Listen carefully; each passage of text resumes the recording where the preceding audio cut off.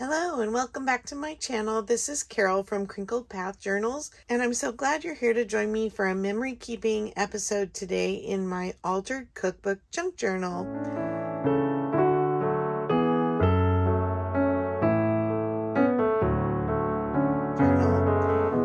Today I thought we would explore a little bit how my music interest changed in the 80s. And I have this little record jacket that I thought I would put in here as a pocket. And then I have this little flimsy record. This one looks like it came in a Reader's Digest. And I also have this photo card from a speech deck of a record store. And I loved going to Tower Records in the 80s. And then I also had this headphones and Sing Your Heart Out little journaling card. Oh, it looks like a postcard. So I thought, let's get this on the page and let's talk about it a little bit. I think I can make this into a double pocket by just gluing down the sides. It's going to hang over a little bit, which is fine, but I think I may end up putting something on the back side just to add a little interest. But let's get this glued down.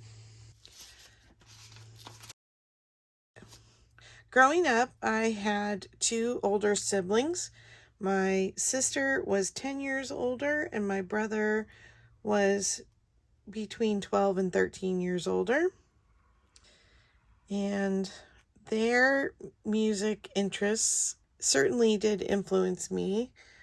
Someone had commented on my channel that they liked a lot of things from the 80s, even though they weren't really old enough in the 80s to remember playing with Strawberry Shortcake originally, but that they had older siblings who passed those 80s things down to them in the 90s, and that's why they had this great affinity for stuff from the 80s. Well, that certainly relates to me regarding stuff from the 70s. Now, I was born in 1969, so I technically grew up in the 70s, but I probably got to hear more. Oh, I did it the other way. I meant to turn it over. Oh, well, it's done now. I got to hear more and be a part of things that maybe my parents wouldn't have listened to just because I had teenagers living in the house during the late 70s. I think I'm just going to slide this in behind. These cue cards are from 1985. So I grew up listening to a lot of folk rock kinds of bands, I would say. My brother and sister, my brother liked John Denver, the Carpenters, Bread, trying to think, the Eagles, Joe Walsh, Carole King, James Taylor. My sister's taste was more rock. She liked the Doobie Brothers and see if I can see if this is going to fit in here. It's a little bit big for the jacket. I guess this isn't the one it came in. I thought it was. I think I can trim it down a little. It's just flimsy plastic. Elton John was another one. Billy Joel. So I kind of ended up liking those kinds of things, and they were familiar and comfortable to me to listen to because I listened to them with my siblings in the car.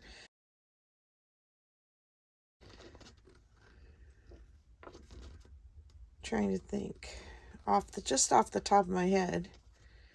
It would probably be helpful for me to look up a list and kind of pick out familiar names. And I probably will make a list and include it on this page. But for me personally, I remember going on a trip. I think it was a church trip. and one of the moms had an Amy Grant tape in her car, and she was a little hesitant to play it because it was controversial for a very conservative Christian family. The beginnings of Christian rock or Christian contemporary music was like, oh no, am I crossing a boundary, But oh my goodness, I heard her sing and the music, and it's not that we didn't have other rock music playing in our house. So it immediately spoke to me, and her stuff was really mild to start. So, and I don't think it ever got really out there. But that was my first introduction to Christian rock or Christian contemporary. And I immediately loved it. And I think it influenced me towards kind of the modern worship sound that we like today.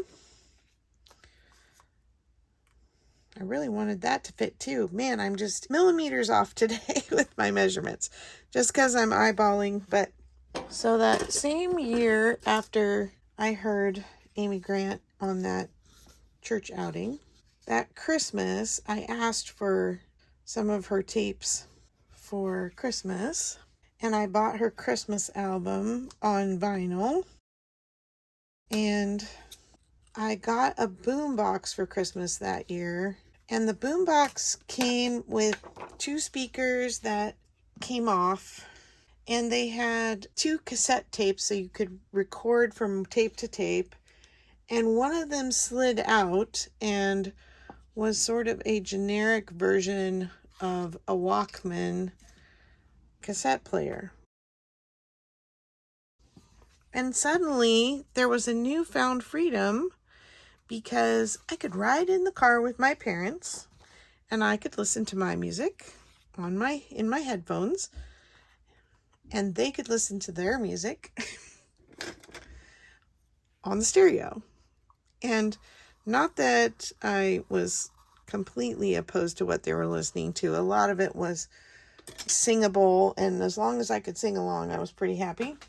But they were not into my music, so as long as I kept it in my earphones, they wouldn't complain.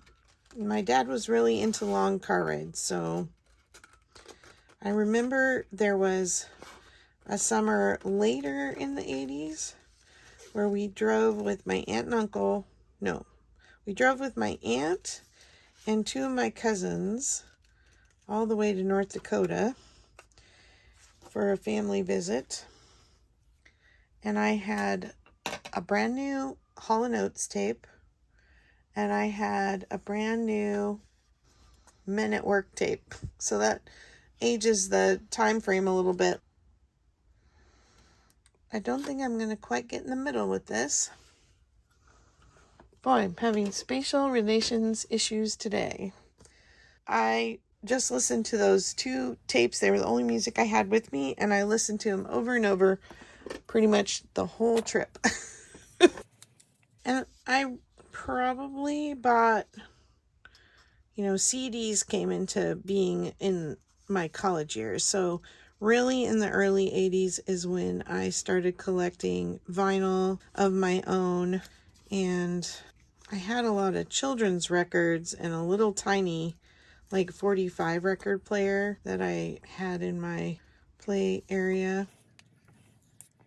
But as I into the 80s and into my young teens or preteens, then I could start using the big stereo on my own and play my own records on it when my parents weren't there, which I was home alone a lot.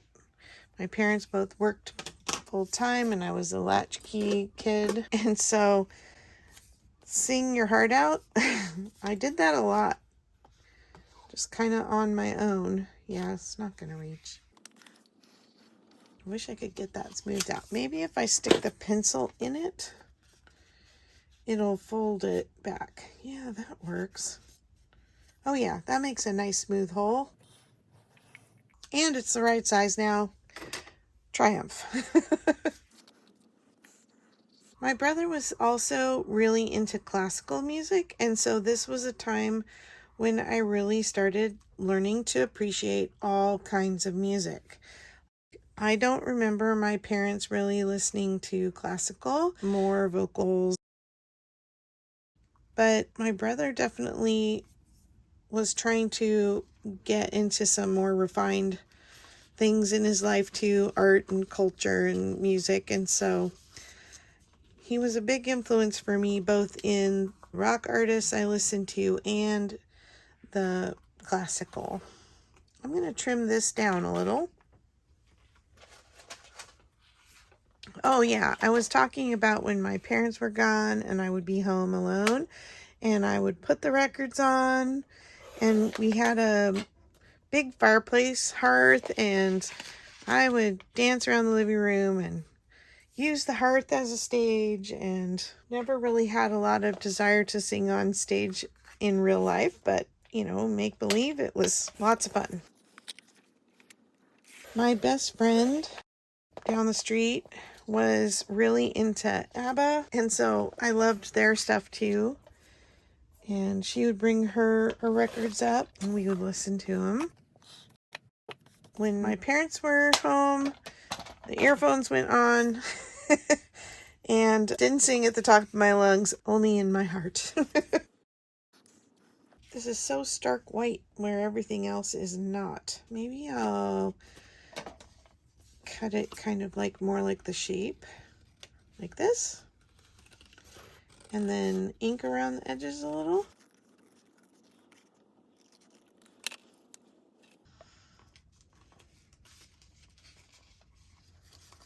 Oh, you know what I did? Well, this is kind of a bumbly day, but I think it's okay.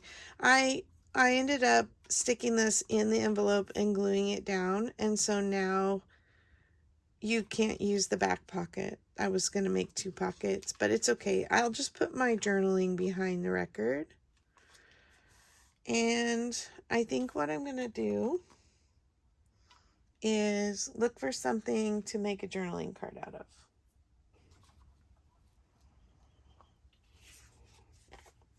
But let's get this finished before we do that.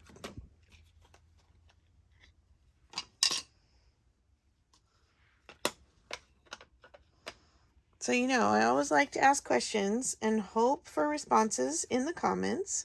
So today's questions are, who influenced your music likes?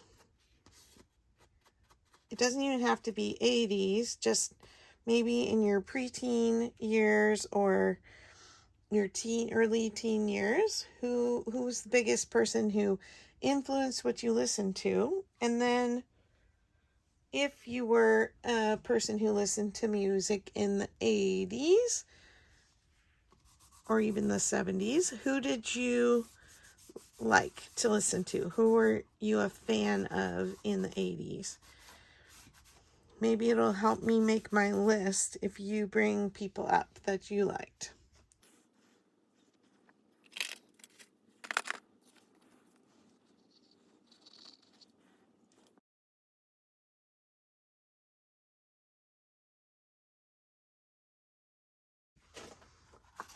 This is what I'm going to put my extra journaling on behind there.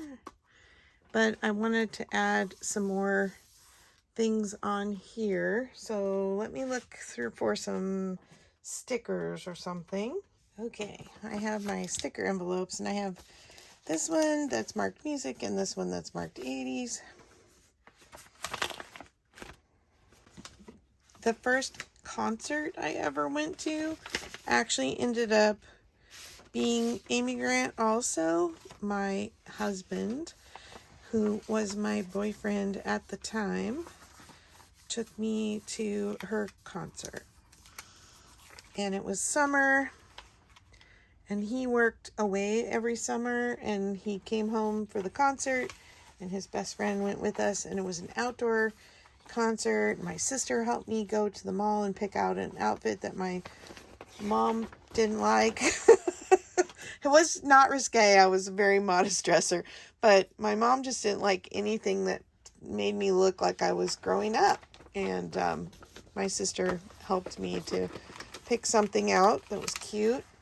And I just remember it being, we sat on the lawn and listened to the concert, or stood on the lawn and listened to the concert. And it was fantastic. I loved going to see things in live music, but that was probably my first concert I ever went to that was not with my parents. My siblings went to a John Denver concert at the Cow Palace in San Francisco, and we drove them down, dropped them off. They had bought tickets in advance.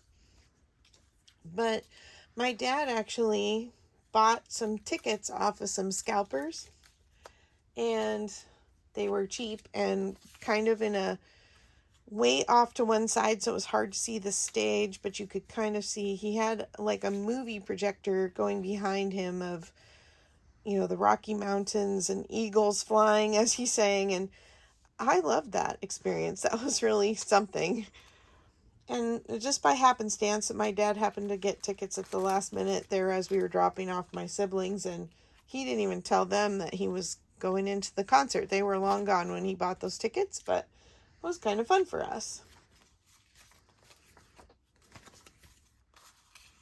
My husband and I laugh now when we go into coffee shops or stores and they're playing 80s music. It's the retro music that kids today kind of think is cool, or they know it because they have parents like us who grew up in the 80s and play the music for them.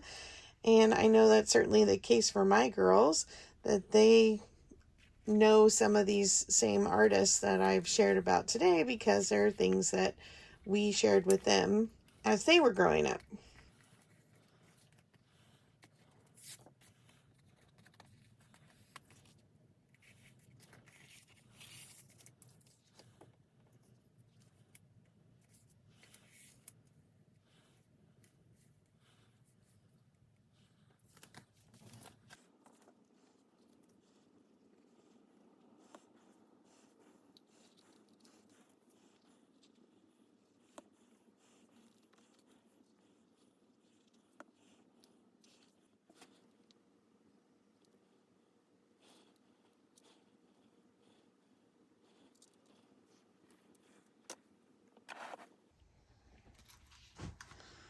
All right, I'm going to go ahead and make some lists of people I listen to because of my parents, my siblings, and then I'll write a little bit on the back about my first experience being introduced to Christian contemporary rock music, and also as my tastes evolved in the 80s, who I liked.